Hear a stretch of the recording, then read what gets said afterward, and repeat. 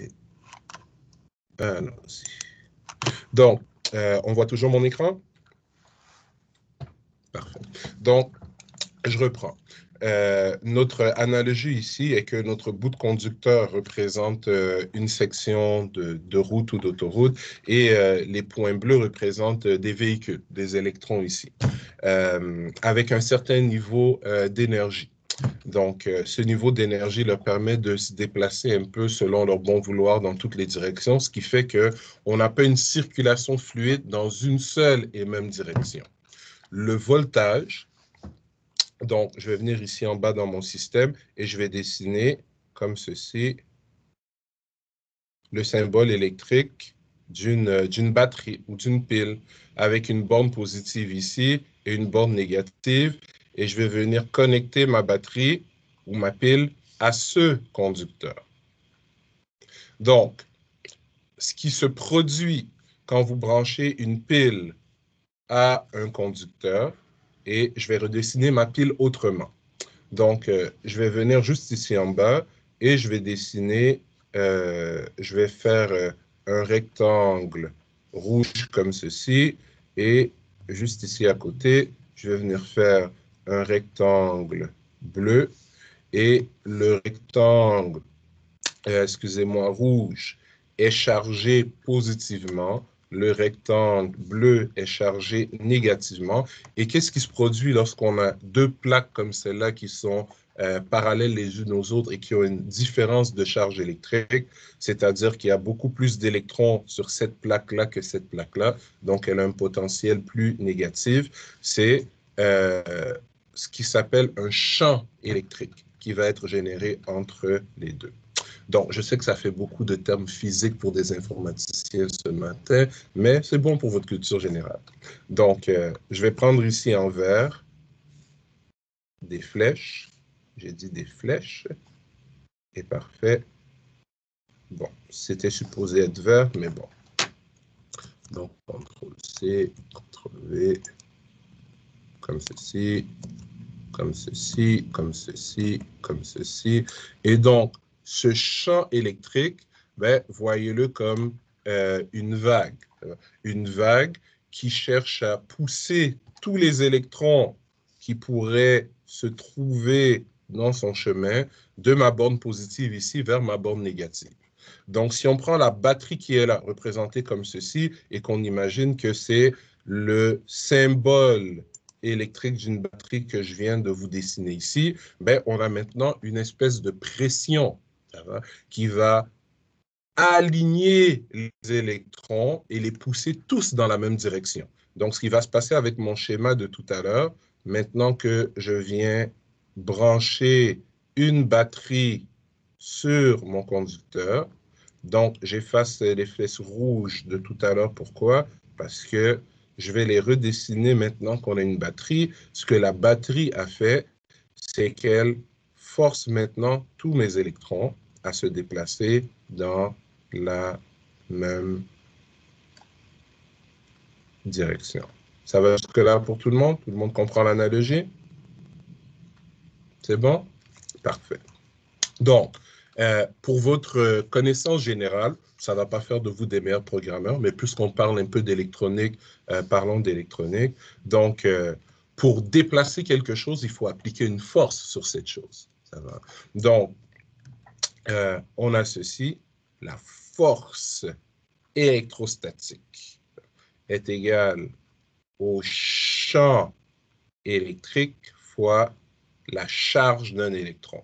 Donc, ces flèches que j'ai dessinées ici, ça représente ce qu'on appelle un champ électrique ou un electric field en anglais. Quand je connais le champ électrique et je le multiplie par la charge électrique d'un électron, ça me donne la force qui est appliquée à cet électron.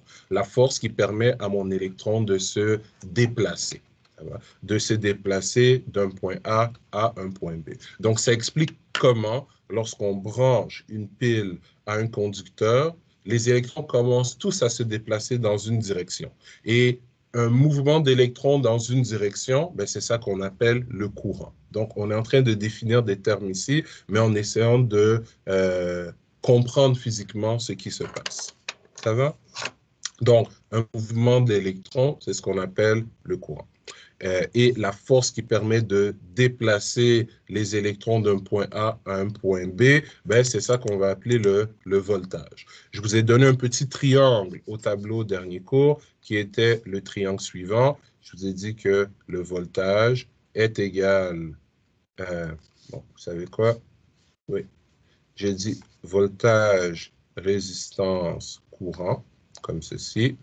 Un magnifique triangle. Et basé sur ce triangle, je vous ai dit que le voltage égale la résistance fois le courant, que la résistance égale le voltage divisé par le courant, et que le courant était égal au voltage divisé par la résistance. Ça va pour tout le monde? Donc, on a dit il y a quelques secondes que le voltage, c'était l'énergie nécessaire pour déplacer les électrons d'un point A à un point B. Je peux donner une autre formule pour le voltage, juste pour votre compréhension générale. Donc,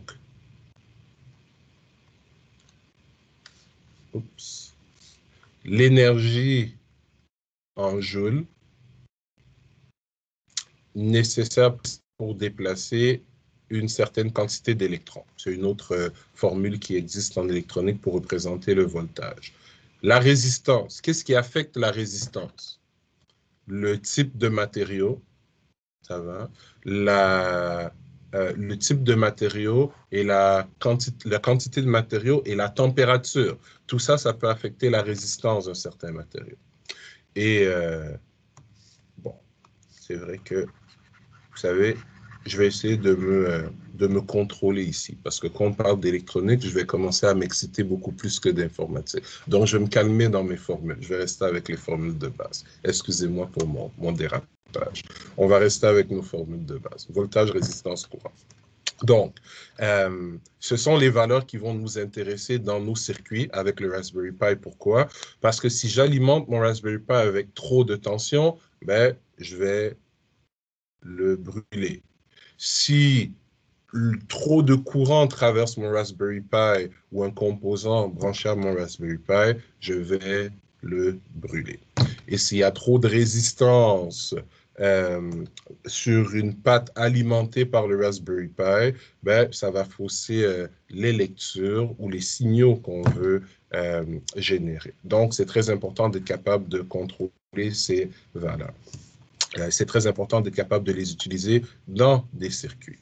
Donc, on va se faire quelques exemples de circuits pour que vous compreniez un peu comment utiliser certains composants de base en électronique. Donc, commençons avec la résistance tout simplement et la source d'alimentation. Donc, je vais dessiner ceci, ce qu'on appelle un circuit série tout simplement. Donc, voilà, première résistance, deuxième résistance et troisième résistance. Donc, ma première résistance, c'est une résistance, disons, de 1 kΩ. Ma deuxième résistance, une résistance de 2 kΩ, donc 2000 ohms, comme ceci. Et ma troisième résistance, disons que c'est une résistance de 7 kΩ. Donc, rapidement avec nos formules ici, ben, ce qu'on va vouloir savoir, si on a une résistance, si on a une source d'alimentation, par exemple, de 10 volts, ce qu'on va vouloir savoir pour ce circuit-ci, c'est quel est le voltage aux bornes de chacune de nos résistances. Quel est le voltage chuté? Quelle est l'énergie perdue par les électrons lorsqu'ils traversent chacune de ces résistances? Donc, voici comment on va procéder dans un circuit série. Quand on parle d'un circuit série, regardez bien, mon rouge ici représente le chemin que les électrons peuvent parcourir dans mon circuit pour passer de la borne positive de ma source d'alimentation à la borne négative de ma borne d'alimentation. Donc, on voit qu'il n'y a qu'un chemin possible. Tout le courant passant à travers mon premier composant est tout est le même courant qui passe à travers le deuxième composant, et le même courant qui passe à travers le troisième composant. Donc, lorsque dans un circuit électrique ou électronique, le courant n'a qu'un seul chemin pour passer à travers deux composants, on dit que ces composants sont branchés en série. Ça va jusque-là pour tout le monde? Donc, Oui, c'est parfait. Donc, dans un circuit série, comment est-ce qu'on fait pour calculer le courant qui traverse le circuit, puisqu'on sait que c'est le même courant partout, on vient de schématiser, ben, on a une magnifique formule ici. On sait que le courant est égal au voltage divisé par la résistance. OK. Ben, le courant qui alimente mon circuit est 10 volts et ben, R ici, c'est la résistance totale du circuit. Donc, dans un circuit série, et ça va être important ici, la résistance totale du circuit est égale à la valeur de la première résistance plus la valeur de la deuxième résistance plus la valeur de la énième résistance. Donc, en série, les résistances, elles s'additionnent tout simplement. Ce qui fait que mon circuit ici, la résistance, le courant total, donc le courant total dans mon circuit serait égal à quoi? Serait égal aux 10 volts de ma source divisé par mes 10 kilo ohms. Donc, ce qui me donne quoi en termes de courant? En grand mathématicien que vous êtes. On n'a pas besoin de calculatrice pour ça. 1 ampère. Donc, 1 milliampère ou encore 1 fois 10 à la moins 3 ampères ou encore 0,001 ampère. Ça va pour tout le monde? Donc, j'ai un courant de 1 milliampère qui circule dans ce circuit-là. Ça va pour tout le monde? Donc, on vient d'apprendre deux choses ici. En série, on vient d'apprendre qu'est-ce qu'un branchement série d'abord. Un branchement série, c'est lorsque tout le courant traversant un composant traverse aussi le composant suivant. Ou aussi, on peut le décrire autrement. Regardez, si je fais un point ici, ça va? Je peux dire que le composant de 1 kilo ohm ici et le composant de 2 kilo ohm ici sont en série. Pourquoi? Parce qu'ils n'ont qu'un côté commun ensemble. Donc, tout le courant passant à travers le premier composant n'a forcément qu'un seul chemin pour passer à travers le second composant. Donc, on a défini qu'est-ce qu'était un branchement série. On a défini aussi qu'est-ce qu'était la résistance totale d'un circuit en série. Donc, c'est tout simplement la somme des résistances qui sont dans le circuit. On a défini comment calculer le courant total circulant dans un circuit série. C'est la tension de la source d'alimentation divisée par la résistance totale du circuit. C'est bon pour tout le monde? Maintenant, si je voulais savoir, parce qu'on a déjà dit que qu'est-ce qui se passe quand je branche une source d'alimentation à un circuit, ben, on a dit qu'on a des petits bonhommes ici, ça va, mes électrons qui se déplacent. Donc, mon électron que je viens de schématiser ici, avant de passer à travers la résistance, ben, il a une énergie potentielle de 10 volts. Mais après avoir traversé la résistance, donc je vais le faire ici en jaune, ben, mon ami l'électron, vous voyez qu'il a changé de couleur. Pourquoi? Parce qu'il a perdu une certaine quantité d'énergie. Il a perdu une certaine quantité d'énergie en passant à travers la résistance parce que, ben, son nom le dit, le travail d'une résistance est de s'opposer à, de résister au passage des électrons. Donc, en résistant au passage des électrons, ma résistance fait perdre aux électrons une certaine quantité d'énergie. C'est ce qu'on appelle le voltage ou la différence de potentiel. Donc, la différence d'énergie entre l'énergie que mon électron avait avant la résistance et après avoir traversé la résistance. On s'entend que arrivé ici, ça va devant la résistance de 2K, ben, mon électron, et je vais le redessiner, il est toujours jaune. Pourquoi? Parce que de là à là, il n'a pas vraiment perdu d'énergie. Par contre, de là à là, il va perdre encore une fois de l'énergie. Trouvons une couleur, une autre couleur. Donc, bon, normalement, j'aurais dû y aller avec des couleurs de plus en plus pâles pour dire qu'il perd de plus en plus d'énergie, mais je crois que vous comprenez mon but ici. Donc, j'ai changé de couleur encore parce que mon électron, il a changé d'état, il a encore changé d'énergie. Donc, la quantité d'énergie que j'ai perdue à travers ce composant n'est pas la même quantité d'énergie que j'ai perdue à travers ce composant, n'est pas la même quantité d'énergie que je vais perdre à travers ce composant. Selon vous, dans le circuit série que j'ai dessiné, à travers quel composant mes électrons vont perdre le plus d'énergie, le plus de voltage? Troisième, À 7 kilos. travers le troisième, 7 kilos, parce que j'ai plus de résistance, donc je vais perdre plus d'énergie pour traverser ce composant.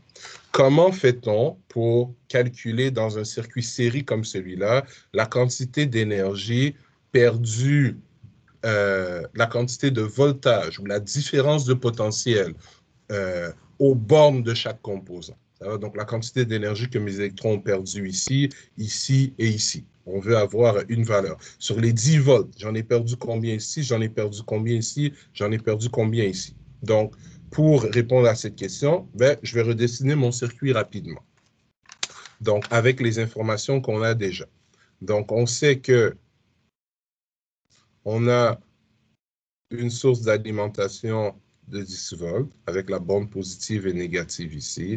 On sait que dans ce circuit série, on a 1 kilo-ohm ici. Je vais juste mettre le K pour kilo. Je vais laisser tomber le ohm parce qu'on sait déjà que ce sont des ohms. On a 2 kilo-ohms ici et on a une, 1, 2, 3, on a une 7 kilo-ohms ici. Et on sait déjà qu'on a un courant qui circule comme ceci, qui est de 1 milliampère. Ça va? Et mon courant circule, mais il est forcé de faire ce chemin-ci. Ça va pour tout le monde? OK.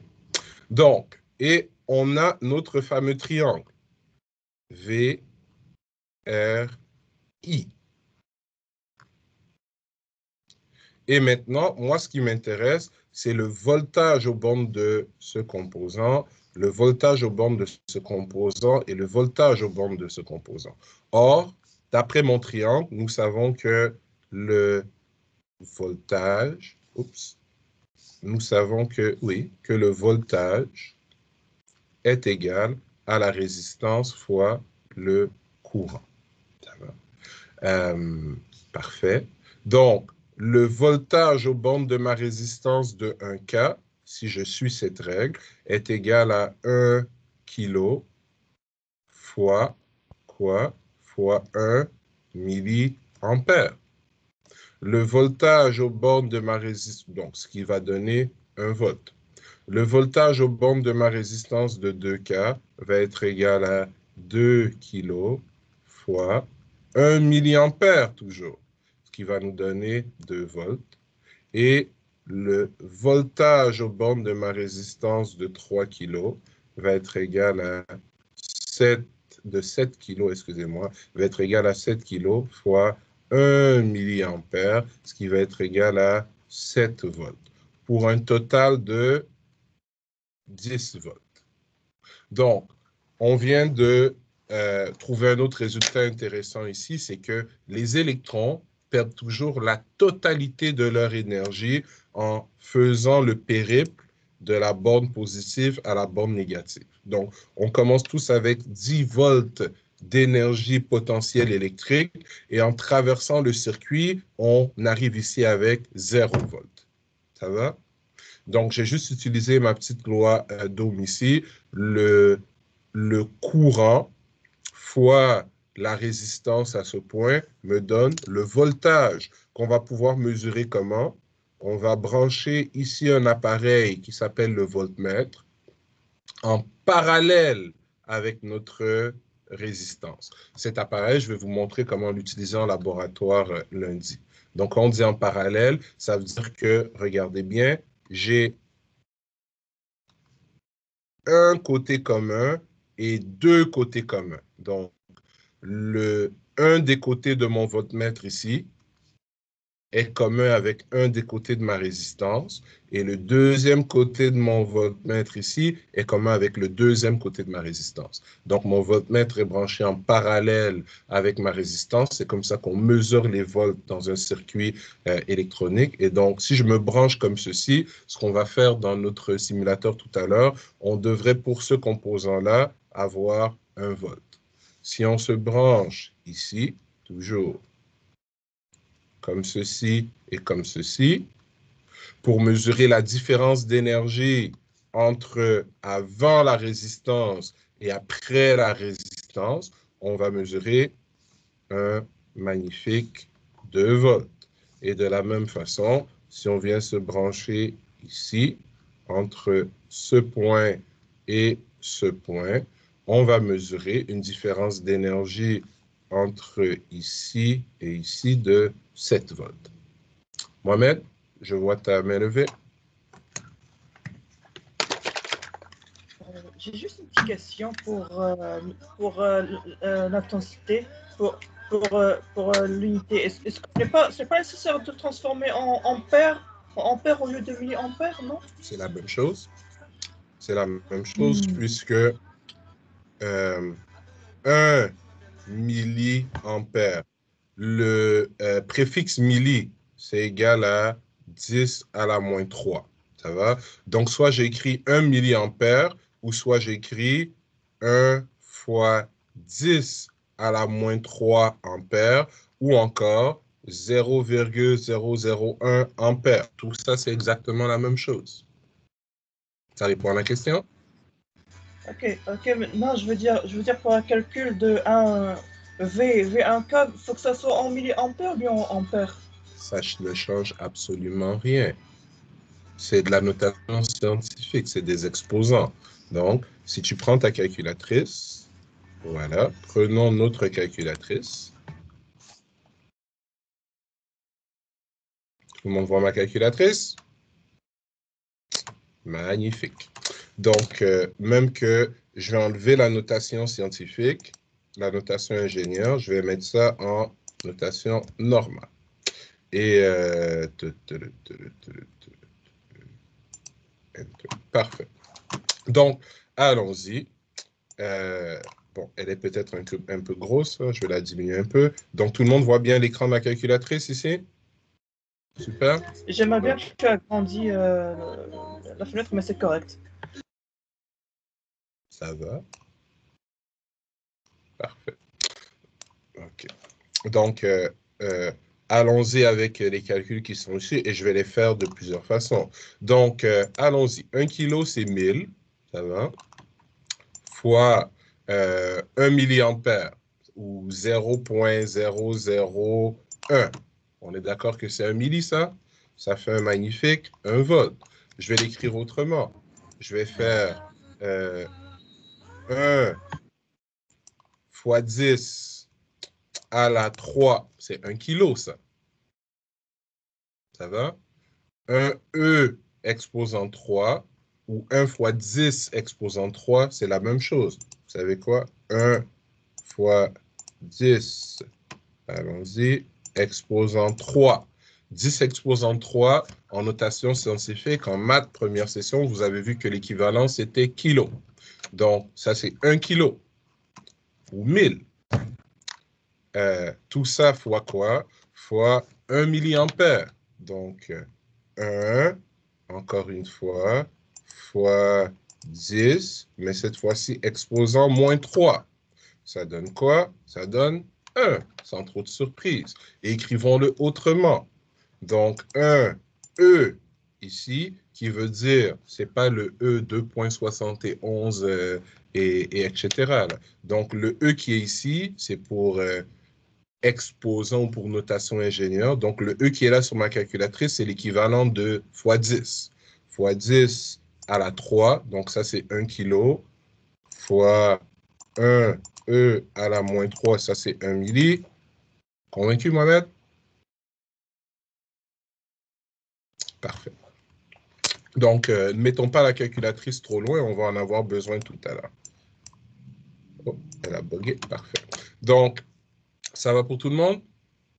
Ici, donc, dans un circuit en série, si on veut calculer le courant total, on a vu que c'est tout simplement la tension de la source divisée par la somme des résistances. Si on veut calculer le voltage aux bornes de chacune des résistances, et c'est important ça, parce que moi, si j'ai une ampoule, bon, on va arriver aux composants tout à l'heure, mais bref. Donc, c'est important de connaître le voltage aux bornes de chacun des composants. Si je connais le courant qui traverse mon circuit et la résistance, je peux trouver le voltage aux bornes de chacun de mes composants. Mais il y a une manière plus rapide encore. Une règle qu'on appelle le diviseur de tension. Donc, expliquons le diviseur de tension et ensuite, ben, allons simuler tout ça pour voir si ça marche vraiment en notre histoire. Ça va? Donc, je vais... par la magie de OneNote, je vais recopier mon circuit, CTRL-copier, et venir le redessiner juste ici.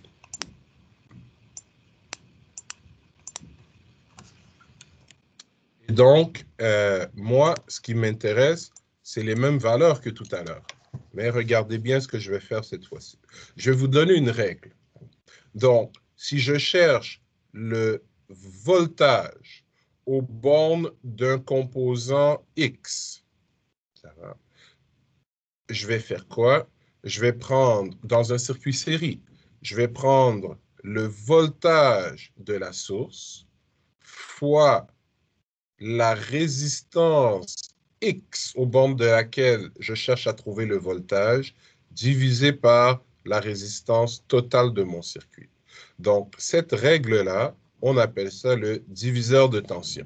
Et je vais l'appliquer. Regardez bien. Je cherche le voltage aux bornes de ma résistance de 1 K.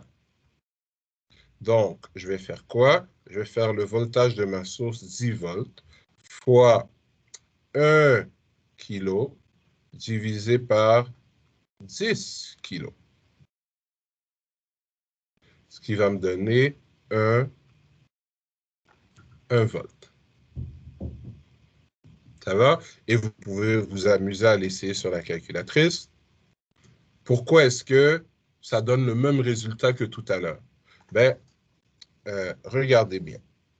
Donnez-moi juste 2 secondes. Je vais le réécrire autrement.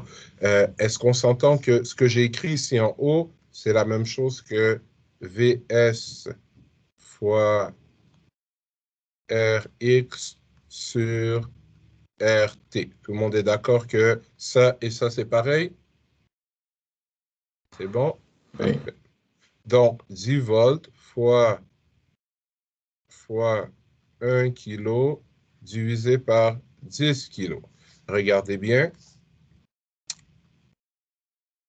Cette partie que je viens de mettre en rouge, est-ce que ce n'est pas mon courant total? C'est le voltage de la source divisé par la résistance totale. Multiplié par la résistance qui m'intéresse, ça me donne le voltage aux bornes de cette résistance. Ça va? Donc, cette règle, on appelle ça le diviseur de tension parce que ça vous permet de calculer rapidement quelle proportion de la tension d'alimentation est chutée aux bornes de tel composant, de tel composant et de tel composant. Clair dans l'esprit de tous? Sur ce même schéma, on a vu comment brancher on a vu qu'un voltmètre se branche en parallèle avec une résistance, mais l'ampèremètre, l'appareil qui me permettrait de mesurer ce courant de 1 mA, lui se branche comment? Ben, en série, ça va? Et en série, on a dit quoi? On a dit qu'en série, ça veut dire que tout le courant qui passe à travers le composant passe à travers le suivant. Donc, si je veux mesurer le courant dans ce circuit, ben, je pourrais le faire à plusieurs endroits. Mais en fait, la manière la plus simple serait, et je vais prendre mon efface, de choisir un point dans mon circuit, peu importe lequel, ici par exemple, boum, regardez, je viens d'ouvrir mon circuit. Et en ouvrant mon circuit, je vais faire quoi? Je vais venir placer un appareil ici, A pour ampèremètre, et boum, je vais me connecter comme ça. Donc, regardez ce qui va se passer avec mon courant maintenant. Mon courant sort de la source, il passe à travers la résistance. Ça va? Une infime partie va passer à travers le voltmètre pour qu'il soit capable de faire le calcul de différence d'énergie. C'est négligeable, donc ça n'affecte pas vraiment le courant du circuit. Mais le courant, regardez ici, il va passer en totalité dans mon ampèremètre pour venir continuer sa course dans le reste du circuit. Donc, puisque tous les électrons qui circulent dans mon circuit vont passer un à travers mon ampèremètre va être capable de les compter. De la même façon que le tourniquet que vous passez quand vous rentrez dans le métro, ben, incrémente de 1 chaque fois qu'une nouvelle personne le fait tourner. Tout le monde comprend l'idée? Oui? Parfait. Donc, un ampèremètre, ça se passe en série et un voltmètre, ça se place en parallèle. Donc, je vais aller dans mon logiciel de simulation et je vais nous construire ce circuit, si vous permettez. Donc, je vais venir chercher ici une source d'alimentation et on va voir comment ce petit circuit peut nous être utile par rapport à ce qu'on a à faire avec le Raspberry Pi. Donc, j'ai une source d'alimentation. Je vais aller chercher ce qu'on appelle une masse. Ça veut dire quoi? Zoomons sur le circuit. Donnez-moi deux petites secondes. Oui. Monsieur, c'est quoi la différence entre DC Power et AC Power? Donc, je vais revenir dans quelques secondes, mais une source d'alimentation continue, c'est une très bonne question. Donne-moi juste 2 secondes pour placer mon écran. OK. Donc, juste pour ta question avant de continuer. Okay. Donc, si je fais ceci, ça va. Donc, okay. Je dis que ici en haut, j'ai le voltage et ici en bas, j'ai le temps. Ça va? Donc, une source d'alimentation continue, ben, disons 10 volts. Donc, qu'est-ce qui va se passer? Parfait. Donc, sur mon graphique ici, je vais avoir 10 volts. Donc, à n'importe quel moment, si je viens mesurer la tension aux bornes de ma source d'alimentation, je vais toujours lire 10 volts. Donc, une ligne continue. Ça va? Ma tension ne varie pas dans le temps. Ça va jusque-là? Alors que si je prends une tension alternative, donc, prenons la même logique. Donc, j'ai le voltage ici, j'ai le temps. Ben, ce que je vais plutôt avoir, et je vais changer de couleur exprès, c'est, prenons par exemple l'onde sinusoïdale. On voit qu'avec le second graphique, ben, mon voltage ici, dépendamment du moment où je prends ma lecture, il varie dans le temps. Ça va? Ça répond à ta question? Oui, mais qu'est-ce qui fait en sorte que tu as choisi DC Power? Parce que moi, ce que je vois souvent, c'est AC Power dans tous les... Ça dépend du type d'éléments qu'on veut contrôler. Il y a des moteurs à courant continu, donc il y a des moteurs qui fonctionnent avec ce type d'alimentation. Il y a d'autres moteurs qui fonctionnent avec ce type d'alimentation. Il y a des techniques pour convertir ce type de signal en ce type de signal, mais on rentre dans l'électronique un peu plus compliqué. On va commencer doucement, on se rendra là quand on en aura besoin. Si on utilise l'électricité de la maison, c'est alternatif. Si on utilise l'électricité des piles, par exemple, c'est continu. Répète, pas nécessairement. Ta maison est alimentée en alternatif, mais ton micro-ondes, il fonctionne en continu. Donc, ça les appareils, pour chaque appareil, mais le source, on parle de source. Le source, l'électricité qui rentre à la maison, c'est alternatif. Et l'électricité, Et l'électricité qui sort des piles, c'est continu. Donc, c'est ce que j'ai dit tout à l'heure. On verra en temps et lieu quand c'est plus propice d'utiliser tel type de signal plutôt que tel autre type de signal. Ça va? Parce que même dans des appareils, on a des signaux alternatifs. Une radio, elle produit du son. Pourquoi? Elle produit des vibrations dans les airs parce que c'est un signal alternatif qu'elle produit. Ça va? Donc, ce n'est pas toujours du continu, même à l'intérieur des appareils. Il y a des appareils qui ont le mix des deux, mais on n'a pas encore assez de bagages pour être capable de faire cette discussion. Donc, je veux qu'on comprenne les principes de base parce que nos premiers montages vont être en continu. Donc, je vais me concentrer sur ça. Ça va pour tout le monde? Okay. Bon, merci.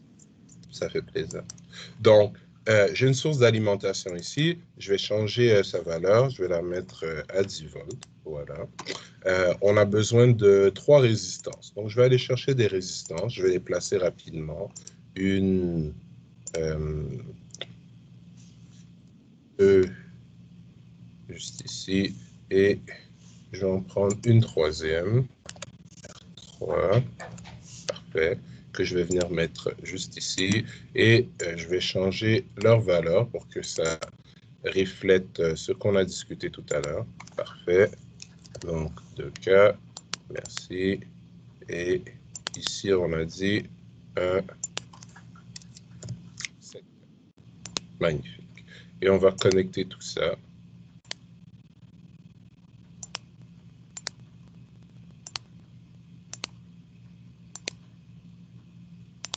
Comme ceci. Parfait. Et maintenant, je vais vouloir venir mesurer le voltage aux bornes de chacun de ces composants pour valider les calculs qu'on a fait tout à l'heure. Donc, dans mes outils de mesure ici, j'ai un multimètre qu'on a utilisé en laboratoire au dernier cours. Vous vous souvenez? Donc, je vous ai montré le code des résistances et on a vérifié avec le multimètre pour multi-mesure, pour plusieurs mesures. Il est capable de mesurer la tension, le courant et la résistance. Donc, je vais prendre mon multimètre et je vais venir le brancher en parallèle avec ma première résistance. Remarquez que le multimètre a 2 bornes ici, plus et moins. Donc, je branche le fil plus du côté où les électrons ont le plus d'énergie, évidemment avant le composant. Et je branche le côté moins du côté où les électrons ont le moins d'énergie. Et c'est comme ça que physiquement aussi, en laboratoire, on va devoir faire.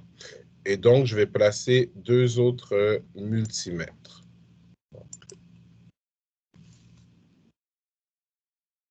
Je vais en placer un autre juste ici. Voilà.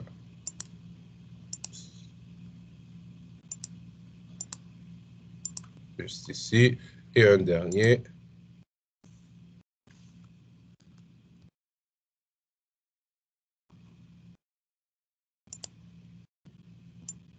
Toujours en respectant le fait que, regardez où est mon plus, avant le composant, là où les électrons ont le plus d'énergie, et après le composant, je mets le moins. Si j'inverse les fils, ça va m'indiquer la bonne valeur, mais avec la mauvaise polarité, avec le mauvais signe. Donc, si je lance ma simulation, donc je vais faire un petit play ici, et je vais ouvrir mon premier multimètre, je vais ouvrir mon deuxième multimètre, je vais ouvrir mon troisième multimètre. Ben, on voit que effectivement, le premier composant entre ici et là, ben, les électrons ont perdu 1 volt d'énergie. Juste pour ceux qui sont un peu plus scientifiques, 1 volt, c'est 1 joule par coulomb, pour ceux qui savent ce que ça veut dire. Donc, la deuxième résistance a fait perdre 2 volts et la troisième résistance a fait perdre 7 volts pour un total de 10 volts. Et je l'ai dit tout à l'heure, c'est très important, dans un circuit série, les électrons vont toujours perdre la totalité de leur énergie en passant de la borne positive à la borne négative. Ça va pour tout le monde, ça? Good? OK. Si je viens changer la valeur d'une des résistances, qu'est-ce qui va se passer selon vous? Vous savez quoi? Mesurons d'abord le courant avant de faire des modifications dans notre circuit, si vous permettez. Donc, je vais stopper la simulation et je vais venir, disons, juste ici. Je vais briser le fil à cet endroit. j'ai dit, je vais briser le fil à cet endroit. Tiens, donc, je vais placer lui ici, je vais placer lui là, je vais placer lui. Et je vais prendre un autre multimètre. Je vais venir le mettre ici. Changeons. Non. Donc, je vais le brancher ici et je vais le brancher là. Ça va? Et en double-cliquant dessus, qu'est-ce que je vais faire? Au lieu d'être en mode, on a les ampères, le voltage, la résistance, et dB ici, c'est pour les décibels. Ça va? C'est pour l'atténuation. On y reviendra en temps et lieu. Et quand on mesure, on a parlé tout à l'heure de tension alternative et de tension continue. Quand on mesure une tension continue, ben, on sélectionne le petit trait ici. Quand on mesure une tension alternative, on sélectionne le symbole d'onde sinusoïdale. Donc, je vais mettre en ampères ici et je vais relancer la simulation. Donc, si je zoome,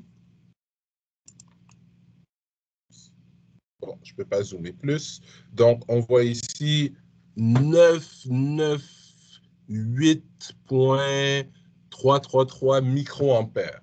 Donc, presque 1 milliampère, c'est 1 milliampère. Pourquoi est-ce que ce n'est pas exactement 1 milliampère? Mais en fait, si vous regardez bien le logiciel de simulation, ici, il y a un champ tolérance. Parce qu'une résistance, quand on dit qu'elle est 1 kilo-ohm, elle n'est pas nécessairement 1 kilo-ohm. Elle est 1 kilo-ohm plus ou moins une certaine valeur ohmique. Donc, c'est la même chose pour tous nos composants. Ça va pour tout le monde jusqu'ici? Donc, notre ampèremètre est en série. Nos voltmètres sont en... je vais juste brancher ça autrement pour que vous n'ayez pas de difficulté à reconnaître qu'est-ce qui est en série, qu'est-ce qui est en parallèle. Parfait. Ça va? Donc, on voit bien que tout le courant qui sort de la source passe à 100% à travers mon multimètre. On vient mesurer la différence d'énergie entre ce point et ce point, ce point et ce point, ce point et ce point, etc., etc. Ça va pour tous? Good? OK. Donc, maintenant, si j'augmente la résistance de, disons, 1K qui est là, qu'est-ce qui va se passer en termes de courant dans mon circuit et qu'est-ce qui va se passer en termes de tension aux bornes de chacun des composants. Si je retourne dans mon circuit d'origine, ça va, disons, qui était ici, si je retourne dans mon circuit d'origine et je vous dis la chose suivante, et je vous laisse quelques secondes pour faire les calculs. Au lieu d'avoir une 1K ici, je viens plutôt mettre, tiens, une 15K. Donc, 15K, 2K et 7K. Quelles vont être les nouvelles tensions dans mon circuit et quel va être le nouveau courant dans mon circuit? Je vous laisse un petit 2 minutes. Donc, si je mets 15K, 2K, 7K et que je garde 10 volts, calculez-le, ne me le dites pas. Dans 2 minutes, je fais les changements dans la simulation.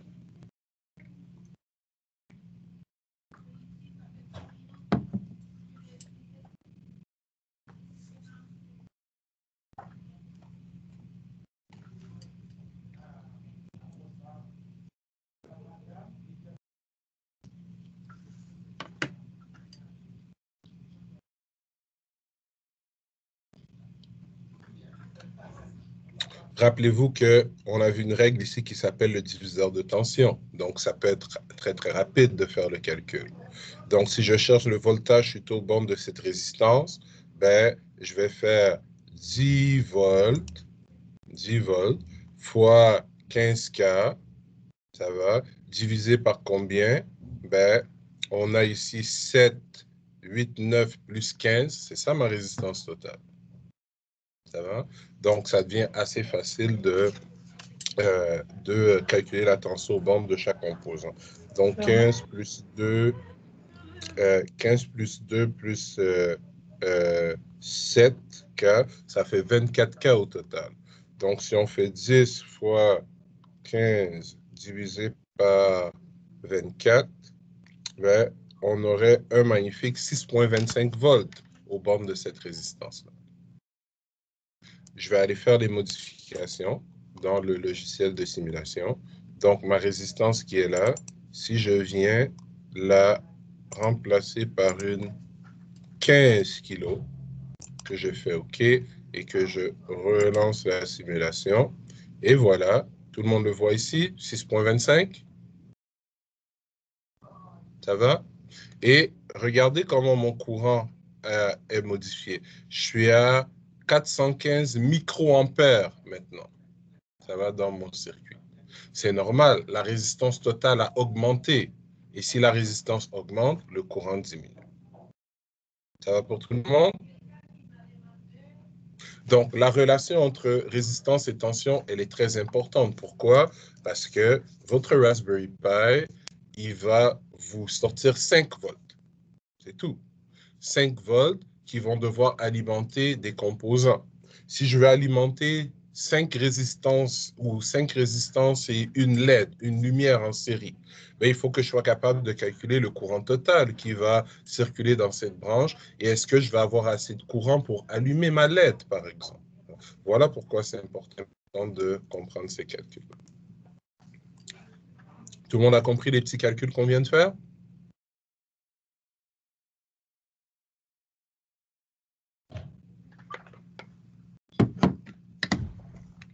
OK. Donc, si je fais le parallèle avec mon Raspberry Pi.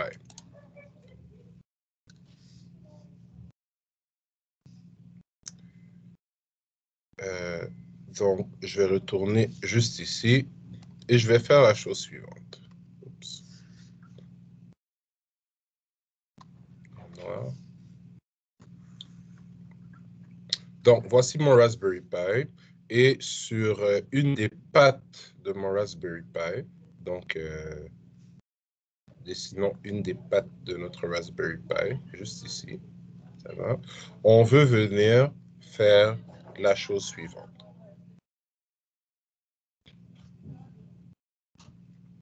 Donc, j'ai une résistance ici et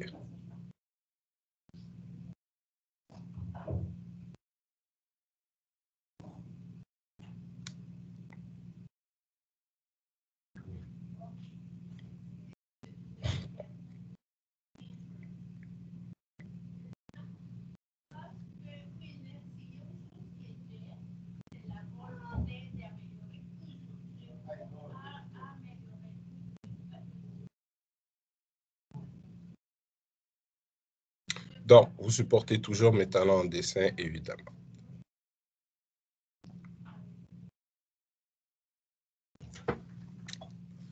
Donc, c'est mon Pi, ici, donc mon Pi 4. Ici, c'est une des pattes de mon fameux Raspberry Pi. Ici, mon Raspberry Pi, il est alimenté à 5 volts, ça va, par rapport à la masse. Donc ici, j'ai le plus 5 et ici, j'ai ce qu'on appelle la masse, c'est la borne négative de ma batterie. Je vais le dessiner autrement pour faciliter la compréhension. Donc, donnez-moi une seconde. Donc, voici mon alimentation juste ici. Disons 5 volts, plus, moins. Parfait. J'alimente mon Raspberry Pi et je suis branché ici. Et je suis branché ici. Donc, il y a de la circuiterie à l'intérieur de mon Raspberry Pi qui fait quoi? Qui me permet, n'oubliez pas, hein, ici, cette patte-là, elle est connectée à quoi? Elle est connectée à une case mémoire. À l'intérieur de cette case mémoire, on peut mettre la valeur 1 ou on peut mettre la valeur 0. Quand on met la valeur 1, ça correspond à 5 volts. Quand on met la valeur 0, ça correspond à, je vais le dessiner autrement. Donc, quand on met 1, ça correspond à 5 volts. Quand on met 0 dans cette case mémoire, ça correspond à 0 volts. Évidemment, on met comment? Ben, ça va être en utilisant du Python. pour activer ou désactiver une patte en particulier. Ça va jusque-là pour tout le monde? Good? Okay. Donc, l'idée est la suivante, c'est que quand vous allez mettre 1, par exemple, ben, ce que le Raspberry Pi va faire, c'est qu'avec la circuiterie à l'intérieur ici, il va aiguiller le courant jusqu'à cette patte-là. Donc, le courant va circuler à travers votre résistance, à travers votre moteur à courant continu. Donc, un moteur qui fonctionne avec un courant continu versus un moteur qui circule avec un courant alternatif. Et on retourne ici à la borne négative de la batterie. Donc, ma résistance ici et mon moteur sont en série avec la patte de sortie de mon Raspberry Pi. Tout le monde voit ça? Parce que tout le courant qui passe à travers ma patte passe à 100% à travers ma résistance, passe à 100% à travers mon moteur. On alimente le moteur avec un courant DC, ben, le moteur se met à tourner. Plus il y a de courant, plus le moteur va tourner rapidement. Tout le monde est d'accord avec ça? Moins il y a de courant, moins le moteur va tourner rapidement. Donc, on serait capable de moduler, parce que je ne peux pas contrôler le voltage qui sort ici, c'est 0 ou 5 volts. Mais comment donc pourrais-je faire pour moduler la vitesse de rotation de mon moteur avec les connaissances en électronique qu'on a jusqu'à présent? La résistance. En variant la résistance. Donc, qu'est-ce qui va se passer? Est-ce que si j'augmente ma valeur de résistance, mon moteur il va tourner plus vite ou moins vite? Moins vite. Il va tourner moins vite parce qu'en augmentant la valeur de résistance, n'oubliez pas, mon alimentation elle est fixée à 5 volts. Ben, si j'ai 5 divisé par, tiens, 100, pardon, si j'ai 15 divisé par 100, oui, par 100 ohms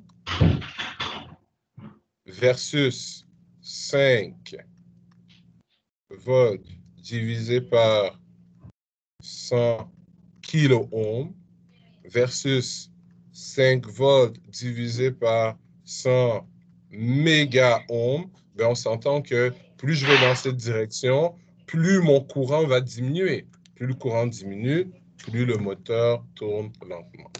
Ça va pour tout le monde jusqu'à là? Oui. Donc, le problème, comment on joue avec la résistance? Comment on change la résistance? Donc, on y arrive dans quelques secondes. OK. Donc, pour l'instant, le composant qu'on a vu, ce que je vous ai donné au cours en classe au dernier cours, c'est ce qu'on appelle des résistances fixes. Ça va? Donc, si je vous amène sur Google quelques secondes, ou celle que j'ai utilisée dans mon schéma électrique, résistor. Donc, on parle de ce modèle de résistance. Ça va? Donc, ce modèle de résistance, ou même encore le modèle qu'on a ici, qu'on dit surface mount, ça, c'est le style qu'on soude sur les circuits imprimés. Mais c'est le même principe. Ce sont des résistances qui ont une valeur fixe. Il existe aussi des résistances variables. Donc, potentiometer. Donc, voici différents modèles de résistance variable. Et donc, ces résistances-là, c'est ce que vous avez quand vous réglez le chauffage à la maison. C'est ce que vous avez quand vous voulez changer de station dans votre voiture. Donc, on change la valeur résistive en tournant la manivelle qui est là. On en a de plusieurs formats, de plusieurs sortes. Et évidemment, elles ont aussi leur symbole électrique ou électronique. Et je vais vous montrer comment les utiliser en laboratoire. Ça répond à ta question, Aboubakar. Donc, voilà à quoi ça ressemble physiquement. On en a plusieurs modèles ici, mais le symbole électrique et comment le brancher, on va le voir dans l'échelle de simulation et je vous le montrerai en laboratoire. Ça, c'est manuellement. Oui.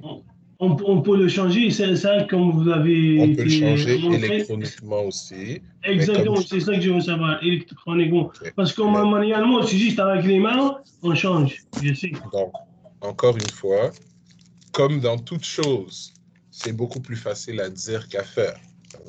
Oui, on peut le changer électroniquement, mais ça prend certaines compétences en électronique qu'on n'a pas encore, auxquelles on va arriver assez rapidement. Ça va?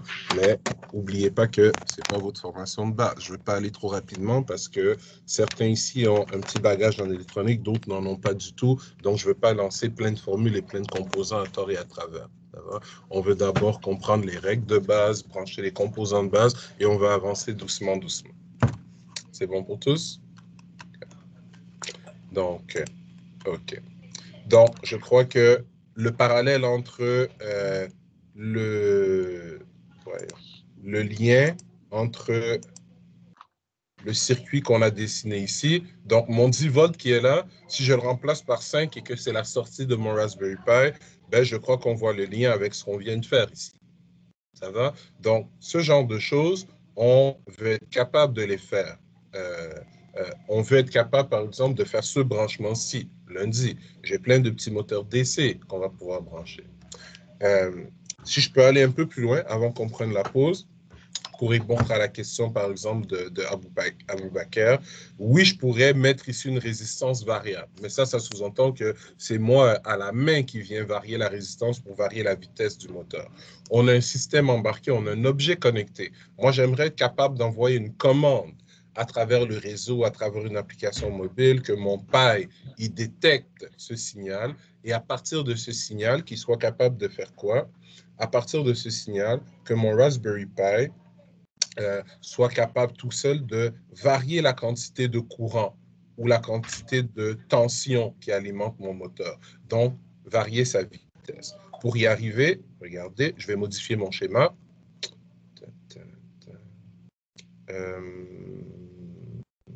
Oui. Allons-y comme ceci. Donc, et ça, ce sont tous des circuits que j'ai l'intention de vous faire monter en laboratoire. Donc, je vais remettre ma source d'alimentation comme tout à l'heure. Donc, on comprend que c'est plus, moins. Et ici, on est à la borne négative. On comprend que c'est notre Pi 4. Et comme tout à l'heure, j'ai mon moteur. Je vais le dessiner un peu plus loin cette fois-ci. Vous allez comprendre pourquoi. Donc, j'ai mon moteur M comme ceci qui vient brancher à ma borne négative qui est là. La résistance qui est là, c'est pour me permettre de limiter le courant qui traverse mon moteur, parce que, encore une fois, un moteur, on verra comment c'est construit, mais c'est des bobines, c'est des enroulements de fils dans mon moteur. S'ils sont traversés par un trop grand courant, ben, ça les fait fondre, ça les détruit. Donc, disons que mon moteur, il tourne comme ça. Et voici la patte de mon Raspberry Pi. Et regardez ce qu'on va se permettre de faire. Je vais dessiner deux types de signaux. Je vais remettre encore. Oui. Donnez-moi une minute, s'il vous plaît.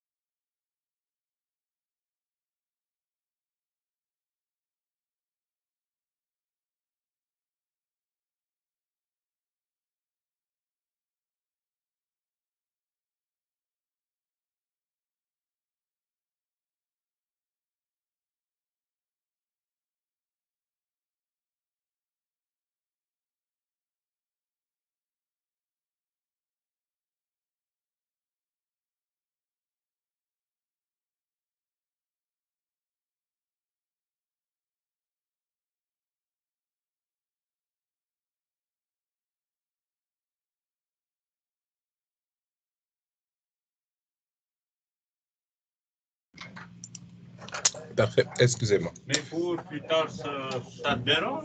Non, pour les autres semaines, j'ai aucun problème. C'est juste pour aujourd'hui, comme je les faisais venir spécifiquement donc, pour toucher au robot. Si j'en switch, c'est correct? Aucun problème. Ok, on va switcher pour la semaine prochaine. C'est bon. Ça, c'est ça, on va, c'est plus... C'est plus Quand tu as propice des pour tes travaux, examens. quand tu pitonnes, c'est difficile De faire le faire tour. 3 tables collées ensemble, 106, 5, 6. Et aller, puis après, Non, c'est bon. rentrer.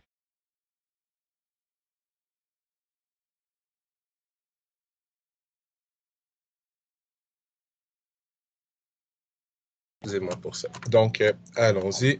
Donc, regardez ce que je vais faire ici. Je vais vous dessiner deux signaux, ça va, qui vont sortir, qui pourraient sortir de ma patte ici. Je vais en prendre un premier que je vais dessiner en rouge. Donc,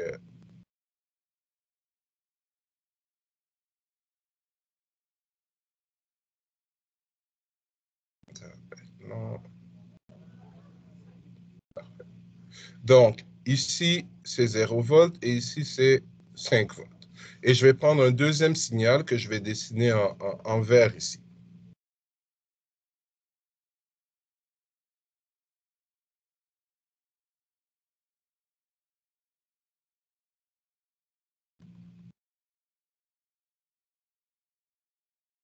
Parfait, ça va. Encore une fois, 0 volts et 5 volts. Ces deux signaux sont des signaux qui peuvent être générés par ma fameuse patte ici. Ces deux signaux sont deux signaux alternatifs parce qu'on voit que ma tension n'est pas constante.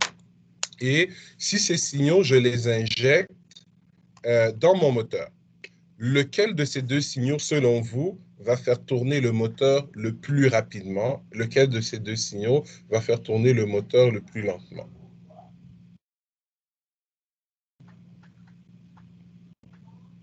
Le premier, le rouge plus rapidement, Le rouge, pourquoi? parce qu'on voit que le 5 volts, ça prend plus de temps. En plus de ça, la distance entre chaque voie est si longue. Et non, il n'y a pas beaucoup de temps entre les 5 volts. Par contre, le deuxième, on voit que c'est toujours les 5 volts, mais pour un petit durée de temps. Ce n'est pas pour une longue durée de temps. Parfait. Donc, je vais clarifier l'explication d'Aboubacar. Bon, on vit tous au Canada, donc tout le monde a le chauffage à la maison, je présume. Et vous savez tous que votre chauffage à la maison, il est alimenté par un signal comme celui-là. Ça va? Par une onde sinusoïdale. Quand vous vous branchez au secteur d'Hydro-Québec, c'est une onde comme celle-là, une onde sinusoïdale.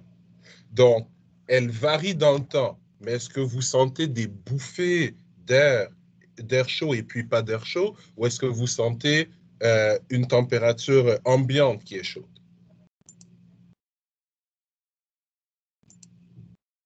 Réponse à la question? Une température ambiante? Une température ambiante. Donc, ce que vous ressentez en réalité, et regardez ce que je vais faire ici sur mon schéma, ce que vous ressentez en réalité, c'est l'énergie moyenne. L'énergie moyenne. Ça va?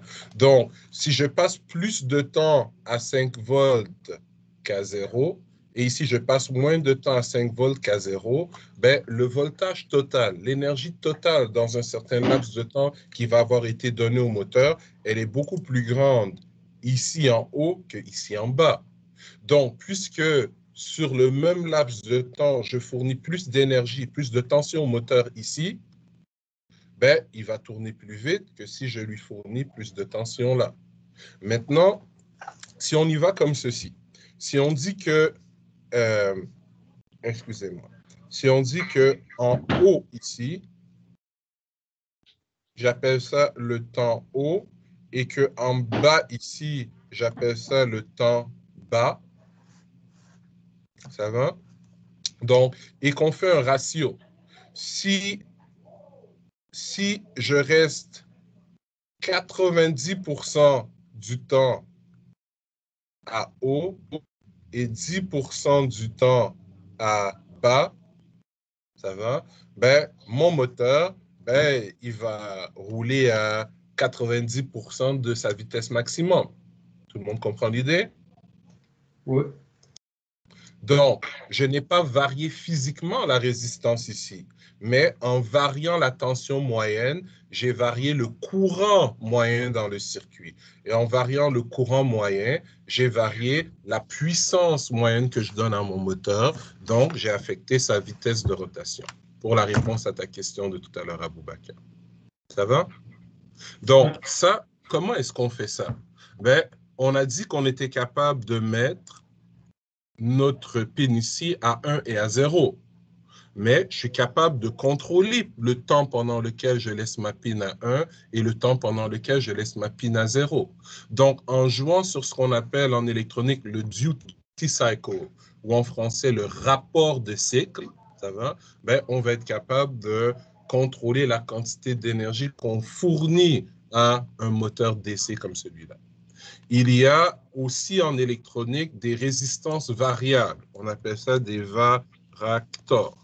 Mais c'est un composant un peu plus complexe, ça va? Où en variant la tension aux bornes du composant, ça varie automatiquement la résistance entre ces bornes. On a aussi les transistors.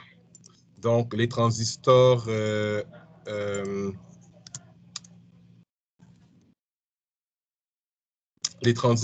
bipolaires. Et ces transistors-là, si je peux avoir une image intéressante.